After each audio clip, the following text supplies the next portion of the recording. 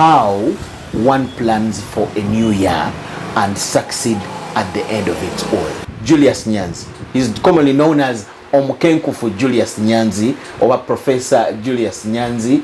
He is the CEO of Prof Bio Research. It's not a new name in this beautiful town of ours, Kampala. Yes, Mr. Nyanzi. Yes, I am very glad to see you. I rarely shake hands on this show. I'm humbled. How has it been? Give us a picture briefly, how you moved since I saw you, since we talked at the beginning of this, up to where it is right now. I'm very happy to see you again. The pleasure is mine indeed. Most welcome. And I'm glad to be on this wonderful show, one-on-one. Like you have described me, I'm Nyanzi Julius, popularly known as Omukenkufu. Yes. Omukenkufu is the trade name. Prof Bio Research is the company I started way back in 2014. Actually, when we met, yes, I did not even register it. I was just imagining of coming up with something. Luckily, I managed to register it in 2015. And now we are going to celebrate 10 years in business. For the people who have just seen me or who have just watched me, Prof Bio Research is an innovative business whereby we add value to our locally available resources. And we centered our research in bioresearch. And we have looked at plants majorly, and we have come up with all sorts of things. We are the first people to introduce a natural sugar substitute in this country and the whole region. That Stevia. That is it. And that is my AKA, also known as name. Some people refer to me, stevia. Yeah, that is a sugar substitute. And we have done a lot of work when it comes to its value addition. And now Ugandans are enjoying it in different forms, powder and also liquid, whereby 2 drops are good to go, especially for people who want to prevent diabetes. Last year we celebrated the World Diabetes Day, and it is killing about 10 million people worldwide. So it's a problem, and it takes the number 5 of the most common diseases which kill people world all over. So I'm glad that I've contributed towards its prevention, the prevention of diabetes, by coming up with stevia, promoting it along the value chain, from the farm to the value addition and to its application. Like you've said, I went to school, I studied science, and from high school, that is Maryland, I went to Makerere, I did botany. I had much interest in drug development and research. I taught myself pharmacology in that Makerere University. You taught yourself? Yes, I was studying it, but not in depth. So I went deep into it, and then I went back for masters to expound more, especially in regards to my skills of developing drugs. And as we talk, we have about 2,000 natural extracts I've worked on, and I've even represented personally under Prof Bio Research, which is the mother company, and I've represented Uganda in different fora worldwide. I was invited by World Intellectual Property Organization in 2016, 2017. I went to Switzerland. I've been to different countries trying to convey this message: money grows on trees. Okay. Yes. Thank you, Prof. Now, I want us to go straight to what my focus this time round is. We're going to take good use of your story to inspire the rest of us. Yes. As the year begins, it is one time lag that one would look at probably as a big part of your life. Yes. People, even when somebody dies, they count the years. So it is a monumental kind of period that has to be looked at in one's life. Yeah. What leads to disparities in success as the year ends amongst us? You find Julius had a 10,000 note, 31st December, you look at an account with $1 million. Michael will have, you may even have had more than what Julius had, but the account will be blank. What causes disparities in success as the year ends? Let's start from there. Yeah, it's very true. Let me use myself as a clear example. Yes. Because the people I studied with, the fellow cosmates, we are not at the same level. I'm sorry to say, because as we speak, I run a company at the same time. I'm a science vibrant one. A science commissioner per se. I'm also into policy. If you didn't know, I was appointed by the Honorable Minister, Dr. Museniro. Okay. I'm representing the Uganda small-scale manufacturers, those people who are trying to begin and forge a way forward. Congratulations. So, thank you. Just that we have kept a low profile, but I'm glad. So, coming to your question, what brings about that disparity? In most cases, first and foremost, most people don't use their social capital very well. The social capital, the people in your vicinity. For example, when we talk about progress in this country, you may find that Jordan has 5,000 followers on Facebook. Yes. He has 10,000 followers on Instagram.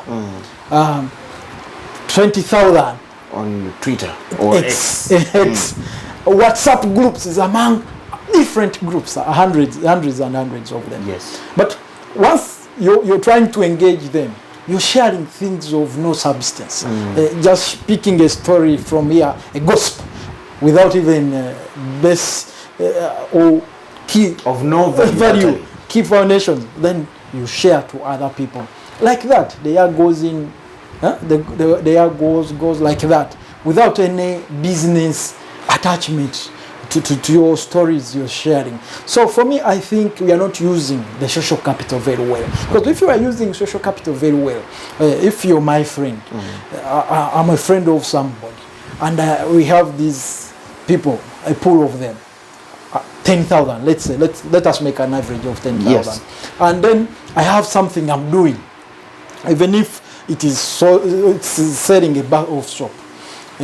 If I can sell to 1,000 people per week, because someone can use soap in 7 days.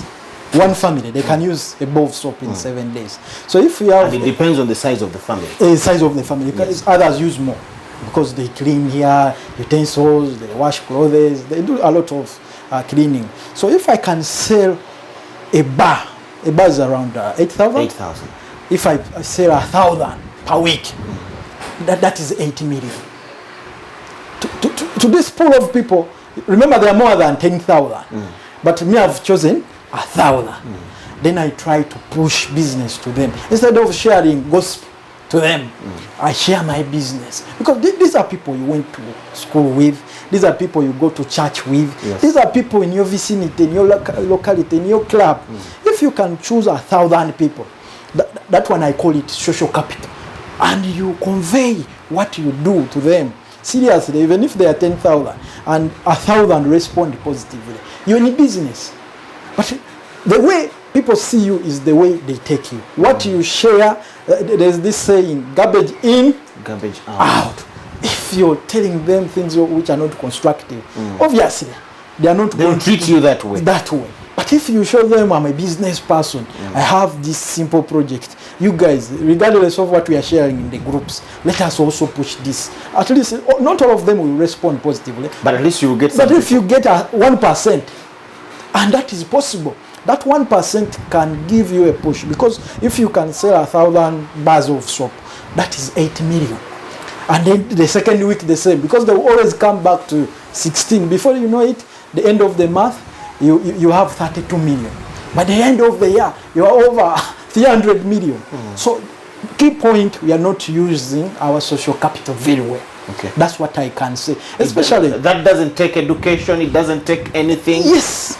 Just taking good use of the people in your life. In your life, the people around you. It's a very key factor. That's the way I've managed to maneuver. I use my social capital very well. Yes, regardless, I can comment about sports, I can comment about anything. Status quo. Secondary. But the primary objective is business. What would be the best way to plan for a year? 2025 is here. It is just January, early January. How do you think somebody would plan for this year to have some success registered by 31st December? All right. Putting social capital aside, yes. The other thing I can talk of is looking at a society problem. A person who wants money more than anyone else is that person who solves problems. Look at the problems of your community. That is the starting. Before even you go to the community, look at your family. What problem does your dad or mom experience on the daily? Your siblings. First identify a key problem in your vicinity. Then work towards a solution. This solution can be imported or it can be innovated by you. That will make a big difference, because at the end of the day, these days it's all about entrepreneurship. I'm a scientist, but I'm trading science. I'm not like the other fellow scientists who are there praising their science, writing books which are not even published. But for me, I make sure that I sell out whatever I have, which is trade. I'm trading science. So that's a key thing. Make it sure that you do something, then after, push it out. One key example, when I was at Makerere, yes, I could hear stories around people dying of diabetes, diabetes. And when I go back to my home, my mom always tells me stories of people who are dying of diabetes. Then I started asking myself, what is diabetes? Why are people dying of diabetes? When I dug deeper, I found that the diet, they were taking a lot of sugars. And these sugars, at one time, they would overpower the pancreas, in that the insulin wouldn't burn down all the sugars. So what I said, I looked at all in our vicinity, especially among the plants. Is there any key plant I can identify which can be a sugar substitute, sweet, but without increasing the sugar levels within someone's body? Within someone's body. So I looked out for a plant called sorrel. Sorrel, locally it's called kanyewa in Uganda. They call it kanyewa. In English we call it sorrel. I tried to make a powder of it so that I could test out if it could serve the same purpose as cane sugar. Though it was not as sweet as the cane sugar, but that taste, which is not sweet, it's not bitter, it's midway. So I said, okay, let me continue the journey. Then that's how I came up with stevia. When I came up with stevia, when I was at Makerere, I started grinding the leaves, making the powder. Then when you taste in the tea, it was so sweet. And it had the functionality of preventing diabetes. It was satisfying the urge for taking a sweet product or a sweet thing, yes, but at the same time, it was giving medicinal benefits. So that was the springboard. That's the way my life changed. Yeah? Identify the problem, diabetes, and people were shying. The solution. Then the solution was stevia. And the stevia, it was in powdered form.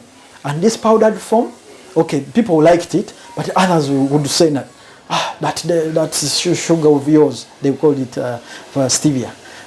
It is green, because the plant itself is green. So it would change their tea into green. So most people didn't like it. So using my chemistry from the university and the higher education I got from my A level, I used chemistry and I made a distillate, and I came up with a colorless stevia. So that's the idea. Identify the problem, come up with a solution. The solution becomes your business. Your business. And when I came up with that product, I talked to my lecturers at Makerere University Department or College of Natural Sciences and Biotechnology. For them, they told me that you should write a paper about this innovation so that you earn a master's degree. To myself, I said, okay, this is good, but we also need the business part. Let us evaluate the content, which we did. Then let me go to Uganda Manufacturers Association so that I spread out the message to the people who need this product. And that's how I began with the journey of going to exhibitions to show them. At first, when I used to give them the powder, yes, they would not believe it. They would think that I was mixing moringa and cane sugar.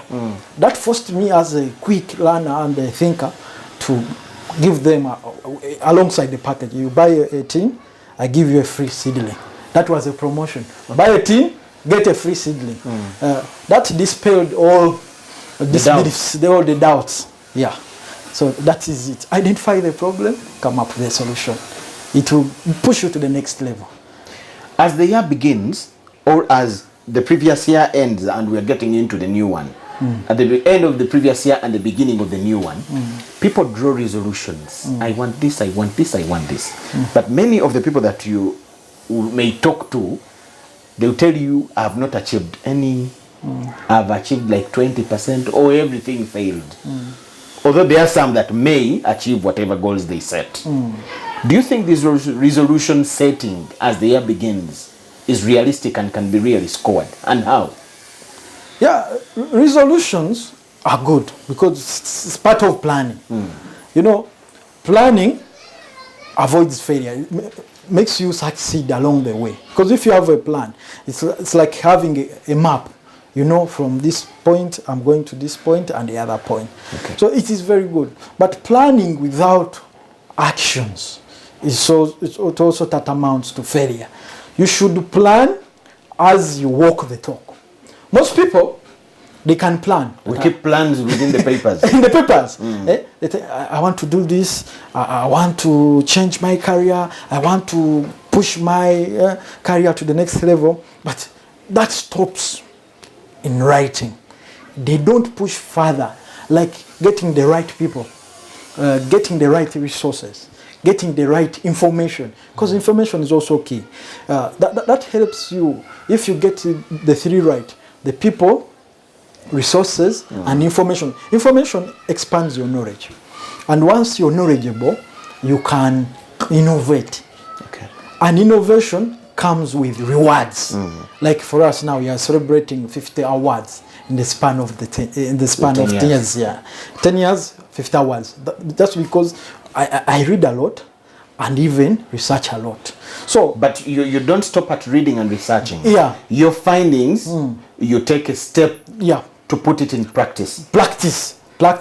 If I say I can make biodiesel as an alternative to this synthetic petroleum, I don't just talk about it. I make sure that I innovate. And even, yes, there are failures at times. But I normally tell people, fall 10 times, stand up 11 times. Keep pushing. Failure is also part of success. But the difference is, if you fail, then you lay back and you stop. That's where the problem comes in. So for the resolutions, they would make sense. But if you add actions to them, and which are these actions? For example, Jordan, you want to build a house. Yes. Then the little money you save, you drink it. Or you waste it by pleasing other people. Then that means that you're not going to achieve the target of building a house. But if you save, even if you save 100,000 and you buy 3 bags of cement, you're walking the talk. So that is the action. Because yes, having cement does not mean that you've built the house. But at least it's a step. It's a step forward. It's part of the journey. So that journey, then you save again, you buy some bricks. Like that. Before you know it, media, you can be in position to mobilize those resources. Start a foundation. Foundation.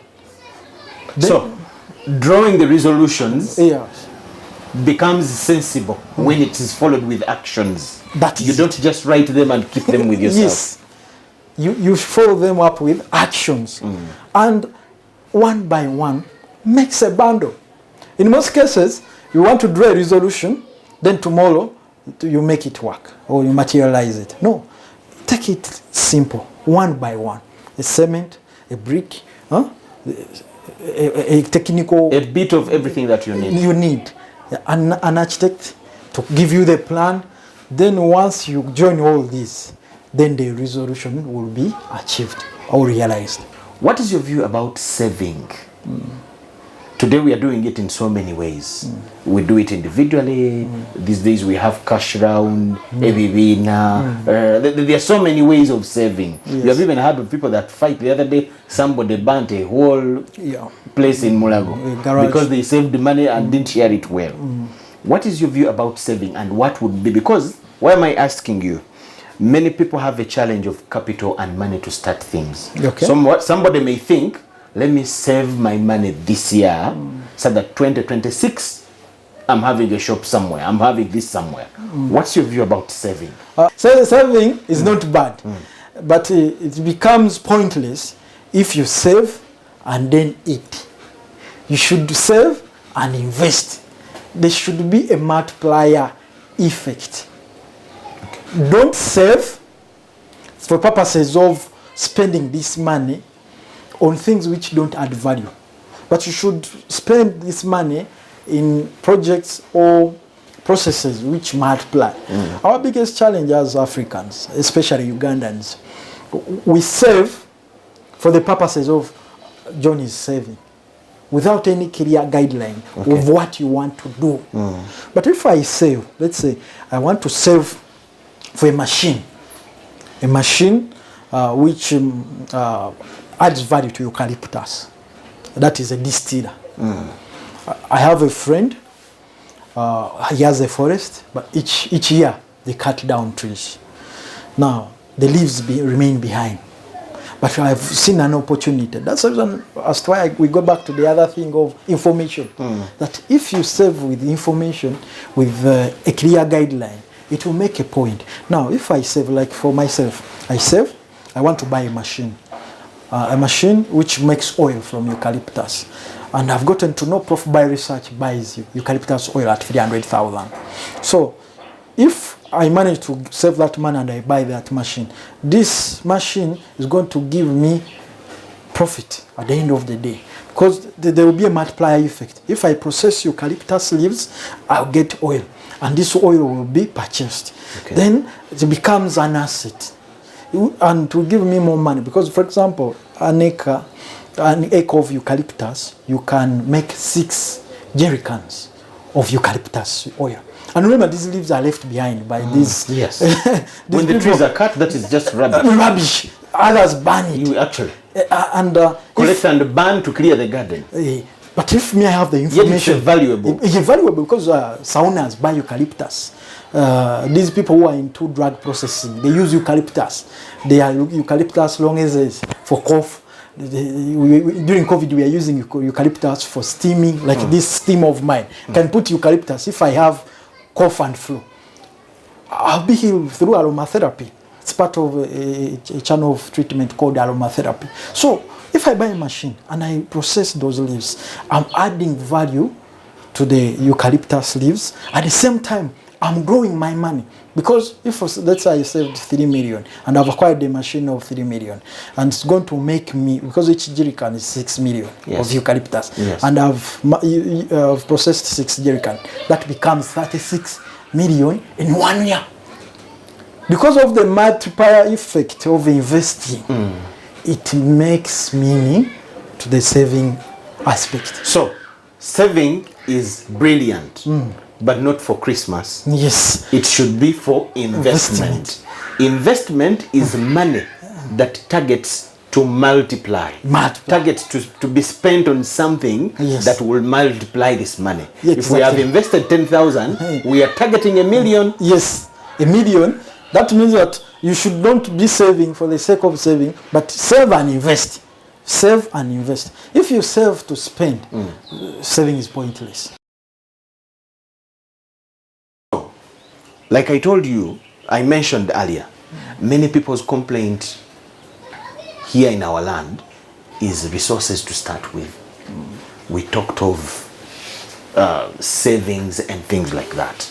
We have had our sisters and brothers that have opted to go outside Uganda to. I was talking to one of them who told me, I am targeting, by the end of 4 years, I will have saved 12 million. When I come back to Uganda, after that time, I'll be able to do something. Do you think this is something liable? Liable in terms of that vision? Exactly. It's not a bad thing, but we should know that money loses value also. Inflation. Inflation erodes the value of money.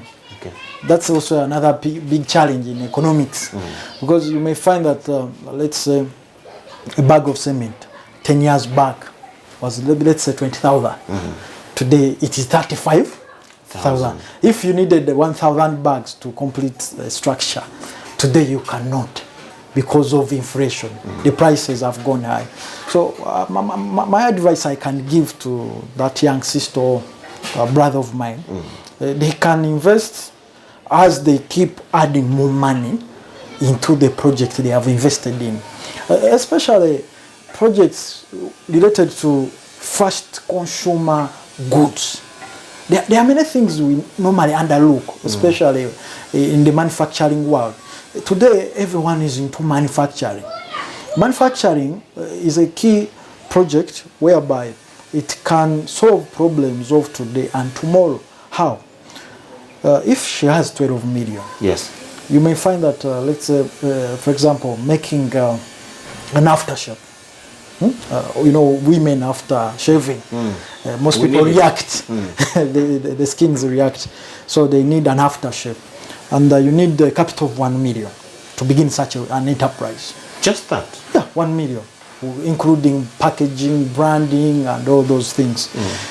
So 1 million, and then you target customers, which are salons around. If you are able to get like 100, or in your locality, depending whether you are staying in Kampala or up country. Okay, let us go for a minimum of 50. This business will teach you a lesson. You get to know how is the production flow from the raw materials, which is spirit. Where do I get the spirit? Let's say Meta or Madivani. Yes. At what price? Who's giving me a better deal? Then the manpower. What type of manpower do I need? Do I need machines? No. You need a committed, loyal staff or employee. You're learning. Then you can inject in more money as the business moves. By the time you spend 4 years, you are the king or queen of that business. You have understood all the A's and the B's of this business. Other than waiting 4 years to begin, and once you begin, their frustrations are very high. The inflation has gone high. The competition maybe is also high. New technologies have come up. So I normally advise people, don't wait for a lot of money. Begin somewhere, even if you begin with 100,000. Yes. Master the techniques, the business techniques, because business is more than just having the money, the capital. Even the techniques of running it. How do you talk to employees? How do you hire employees? What values, for that particular business, what values do you look at? Should this person be multilinguistic, or they can speak one language? How do I look for customers? How do I go around the bureaucracy of certification? How do I make a rapport with these people who are selling, or my clients, the salons, the supermarkets? So those are all factors. So that's where we lose it. We want to begin big, and once we begin big, we think money or capital is everything. It goes more than capital. Even the human relationships, you forge forward. They are very key, and also the skills of the people whom you've employed. It's also another critical factor in business. So business, we fail most cases because for us we think if I get 1 billion, that's when I will start moving. From His Excellency, I write a good proposal to him. He injects the money through his good giving hand. These people are looking at good. I don't know what is in good. good Samaritan, angel investor. No, it's not like that. Many people have been giving that if money. that opportunity comes, let it start find you moving. If you've been using, let's say, a border to deliver, you can now buy a minivan. Already you know the A's and all the corners of this business. So I advise young people, let us begin. You had this skill from university. The time I met you, I had you on Star TV with a lot of, I remember I'll look for that program. We had a lot of products, and including leaves and whatever on the table. You must have just left university at that time. True. How do you get the vision of now taking your skill, school knowledge into an entrepreneurship that has grown this much? Business-wise, I decided to begin small. I guess I had relatives who had the capital, but no one can believe in you if you're nobody. People want or love people who have moved. Yes. There's a local saying, someone who's already established, they always associate with you. But when you're just beginning, everyone looks at you as an opportunist, a lazy person who doesn't want to work, who's looking out for freebies, yes, free gifts and free support. So I decided to begin small. Now, a dream like this, you even look a joker. Yeah, a joker.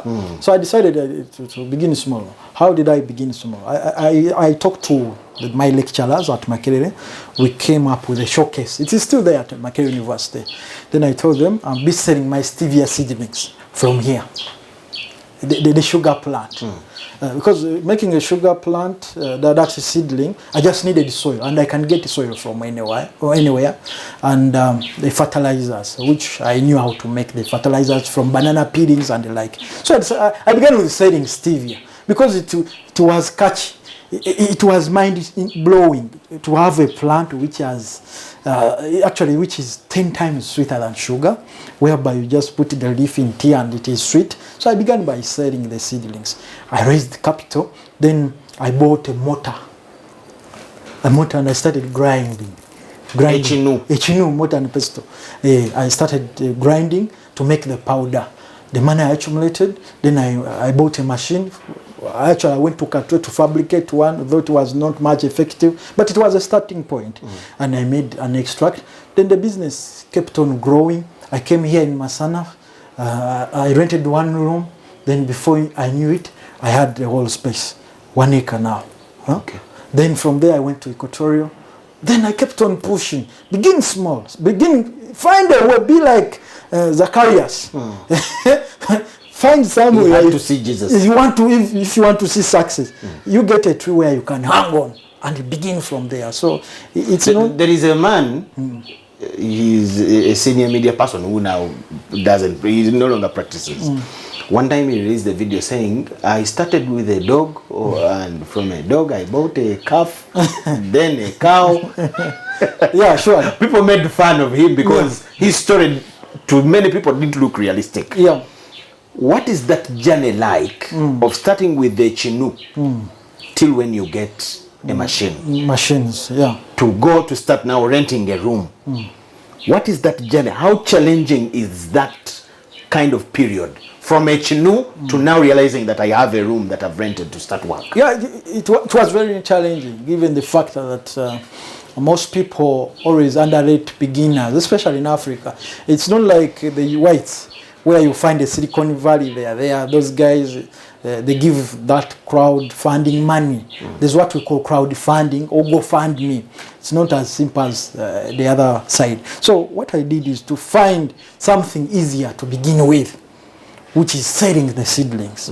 Selling seedlings is easy because, yes, I was giving out my raw material, but with the purpose that I had skills to add value to this particular plant. Even if someone bought it, they would not have the skills of distillation. There will be a few, and maybe they are not interested. But so I decided to let this go, because if you are to achieve, you have to let some things go.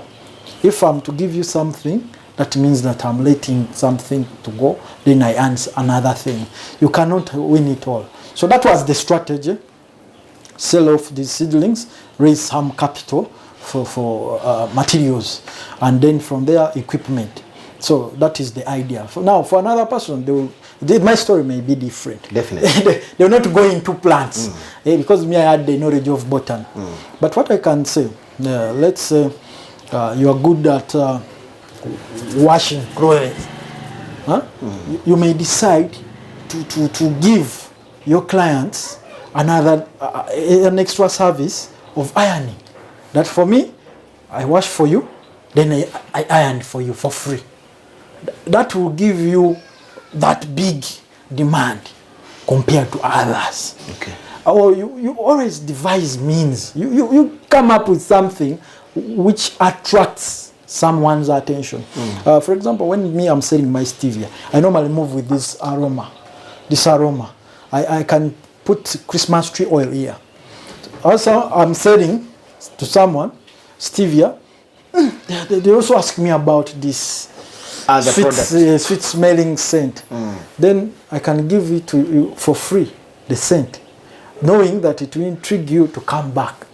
On top of buying stevia, you're also going to ask me for another package of the aroma because you wanted it. So we should learn that idea of giving bonuses when we are beginning, bonuses which don't affect your operations. Okay. You find a way, that is it.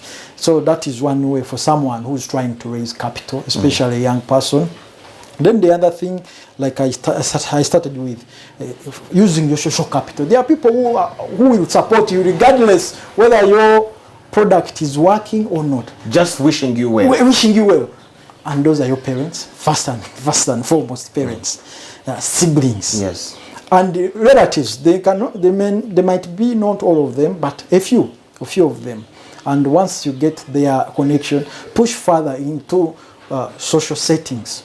Like women organizations, the Nigina, women, the round, what you talked about. Cash rounds. Yes. You ask for some little time to explain to them that for me, I have a good bar soap whereby if you use it, you don't need even to perfume your clothes. They'll give you an opportunity. Those cash rounds normally have like 40 and above members. The minimum can be 20. So you begin small and then grow big. And most importantly, never forget media. Media is a key thing. Whether traditional media or social media, it pushes you further. Especially social media now. And now it is the in thing. Once you do something, put it out there to the public. Because for us, the mainstream, in many cases we look for you people who have already moved. Yes. But social media, someone's WhatsApp can push their thing. Yes, to the next level. Today, given the skill they possess, look at Teng now, you know? Yes. If at all he had not gotten that opportunity to be seen in the media, regardless social or traditional media. So never hide what you're doing. Put it out to the general public. That is a common syndrome among especially the land people. You find someone is highly brilliant, highly knowledgeable, but they hide. They are too secretive. In this modern world with the chat GPTs, there's nothing you can hide. So click away, people will find information. Before they find that information from chat GPT or AI, artificial intelligence, push it out to the general public and always look out to do business. Today, the young people fear, besides capital, there are so many other fears to do related to the entrepreneurial world. Market, then there is the problem of taxes and things like that. What would you tell them? No, let them not fear. There are organizations, especially now, for example, in Rugogo, there's Uganda Small Scale Industries. Yes. There are such organizations who are there to help you and give you support. That's the thing. Tell me your friends, I tell you your ways. Let us look out for people who add value to us. You may find that, yes, you're knowledgeable among your circle, but your people, they just dream. They drain you. They are dream busters. Each time you talk about something productive, something constructive, they divert your attention to other things. Let us go and club. Clubbing is not bad, but you can't club Monday to Monday. There are days. It even God, the priority for your even life. God worked for 6 days. Took off a day. Took off a day. But for you cannot rest in 7 days. So you find a way of trying to look out for people who matter. They are there. Uganda Small Scales. Even the government has organizations, has departments, has agencies, which can be of help. So it's a matter of working and looking out for such people. Many young people think government has not helped them in the entrepreneurial line. You have walked a 10 years journey. Yeah. Give us your story. I don't find it true because, it's only Uganda where you can begin something, you grow big without too much interference. For us, we have moved around the world after establishing ourselves. But in Uganda, actually, I give this token of appreciation to the president for giving us a conducive environment. That is very important because you go to other countries, I've been to Nairobi. People would even wonder that I have 7 media talk shows, that I'm on radio Monday to Sunday. I'm on TV without to, and I'm not a Coca-Cola, I'm not an MTN, I'm not these national companies, but I'm a local. They don't believe it. Like, how can you have that much airtime? I'm like, for us, it is normal. So long as you're talking sense, no one will bother you. And that is the first support any entrepreneur needs. Give him a good working environment so that they show what they have. So that is very key. So I can't blame those young people. It's just that they have not moved. They have not traveled. What do you think government can do more to support more young people to take the entrepreneurial line? Because many of them would really love to come up with the small scale manufacturing plants and join the business system. But where do you think government needs to touch more to support more other young people to join the line? Yes, that's very right. Okay, for us, God has been on our side, and even you, the people, the media, and through that, we've managed to maneuver somehow. But there are others who will not get the same opportunities like us, or they will take time to get the same. So what I can say, or what I can tell the government, yes, let the government work hard to remove the burden of supporting entrepreneurs and scientists from His Excellency the President. That is the biggest undercoming. That anyone who wants to prosper in this country, they have to look for the president. Let that be changed with immediate effect. We should put up an institution or an agency to cater for such, right? It delays a lot of things. Yes. So it should be dissolved to other levels. Other levels. In order to allow other people move.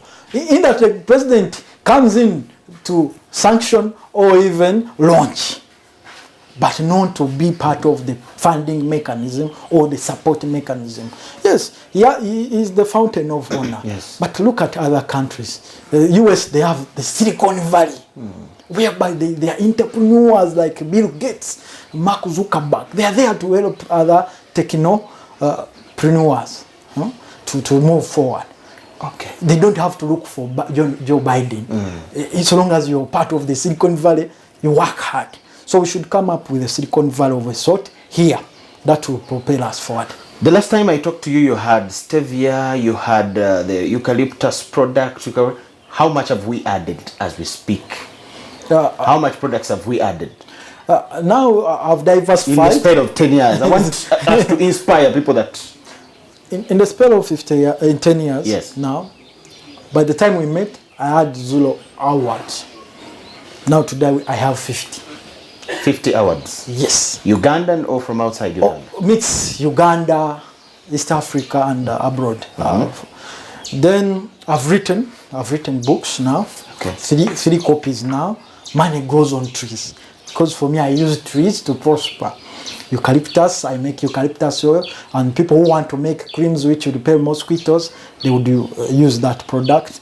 And people who are in sauna, they support me a lot. So I've shared this information with people, especially Ugandans and people who want to prosper. It's a book.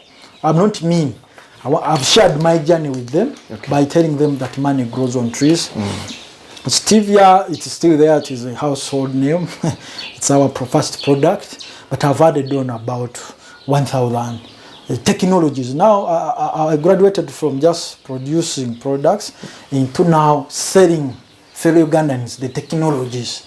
I want to make eucalyptus. We have a workshop here at Prof By Research which makes those machines. I want to make briquettes. Those innovations. So you don't want to be the monopoly of processing eucalyptus? Yes.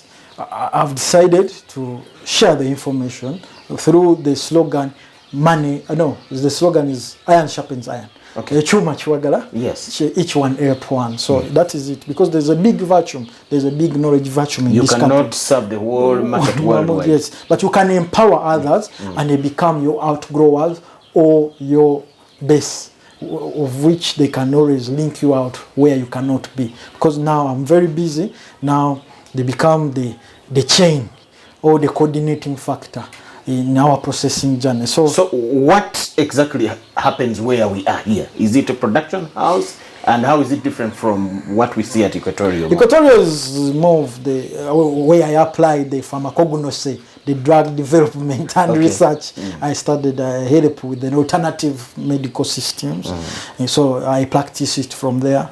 Here it is machinery. I've come up with the idea. In order to bridge the gap, we have to control the production chain. What happens is that, for example, these whites get our coffee, they take it to Europe, process it, package it, and they sell it to us expensively. Yes. You may find that coffee, 1 kilogram, of which they have paid us 10,000. For them, they can earn 1 million. Because they can get even 200 cups and they sell them expensively through addition of other ingredients. So that machine out there they are using, I'm making it here. To roast coffee? Oh yeah, I'm making coffee roasters, coffee oil machines. I'm trying to bridge that gap because they tell us we don't have the technology. I dispute that. We have the technology. It's just that we are we can have the technology. Yeah, yes. Just that we have not thought out of the box. We are so contented with the little we are getting. Someone gets 10,000 instead of 1 million. They are so happy. They are so grateful. Yet there's someone getting the same. For example, a shirt, they can sell it to us. Like I was in South Africa. There's a shirt brand of the late Mandela. Yes. It's called Presidential. That shirt goes for 5 million. The flowery one. 5 million. 5 million. Uganda shillings. Uganda shillings. But it's not even 1 kilogram. If you weigh that shirt, it doesn't weigh more than 1 kilogram. But a farmer in Uganda is being paid 1,000 for a kilo of cotton. So we need to bridge that gap. What do we need to? Instead of selling this cotton wool the way it is, yes, or cotton, let us process. If those people don't want to share the information with us on how to do it, let us the way. We have Makerere, we have Sitema, you have many universities. Let those young people come together and innovate and come up with the technology. What would be your message to a Ugandan, especially the young person watching you as we wind up, as we start this year? What message would you send to this Uganda? This is the last message. I'm sending it.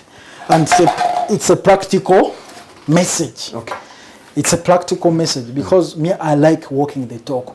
Many Ugandans, they have had similar lectures from different people. Thousands of people. Thousands and thousands of knowledgeable people. But what I want to tell them, things are possible. Just look out for the right people. Tell me your network, I'll show you your net worth. Because now they are depressed. Others are desperate, others are giving up, but I'm telling them, never give up. Prof by research, Omukenkufu Julius, I'm there for Ugandans because I love Ugandans, because I'm a patriotic Ugandan. So instead of drinking that alcohol, the alcohol they are, because when they are depressed, they drink alcohol. These sachets, you know. Exactly. That. Yeah. So get that alcohol in the sachet. Instead of drinking it. Instead of drinking it, these containers are available in Chikubo. We also have them. Pour that alcohol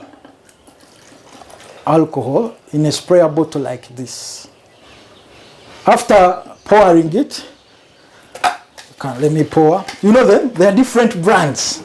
And they tell them, stop drinking when things are not working. So this is alcohol? This is alcohol. From those sachets. I didn't want to show a brand here for purposes of copyright and intellectual property. Yes. This is hibiscus. We grind it into powder. Then we mix it with beetroot. Okay. So it's color to give us color pink. This is mango powder. Mango, omuyembe, real omuyembe. Yes. Now, we are going to make a product which they can make and also earn a living. So I'm going to use a serviette to dispense. So this is green color because mango leaves are what? Green. Green. So it's a matter of now picking this color and I put it here. I pick this color green. Huh? Then cover. I shake. You know this product I've made? No. This is an aftershave. As simple as that. As simple as that. Ethanol, color from the mango, aftershave. Then I can put any aroma of my choice. Even if I don't put, it is not a big deal. Then that is green color to portray natural. Then women they love pink. Because when you add that powder, you get pink. So this is powder for what? Beetroot. Okay. And also hibiscus. Then you put here. Then you shake also.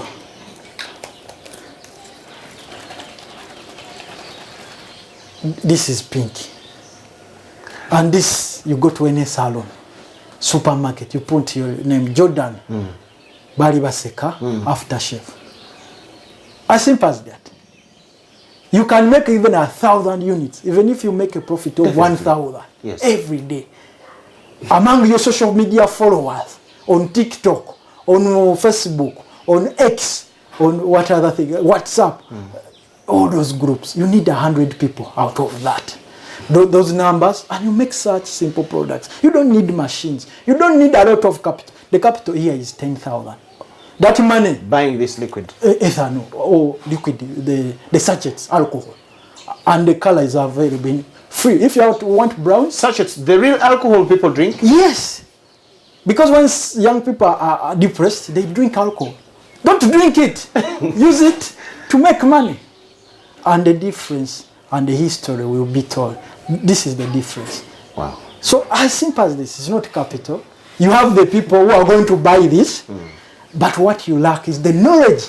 So we are not poor, we are just ignorant. That is my concluding remark. Omukenkufu Julius Nyanzi. Indeed, you are Omukenkufu because this has challenged me so much. His name is Julius Nyanzi. He is a bioresearcher and an entrepreneur. He is the CEO, Prof Bioresearch. We are here at Masanafu, one of his establishments. But like I said, I first hosted him in 2014 on Star TV. He did not have any office. He had his bag where he would carry some few products and leaves that we demonstrated like this on a desk. But today it is a very big establishment celebrating 10 years.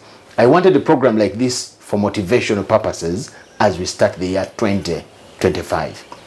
I think I've achieved the purpose. Thank you so much for watching.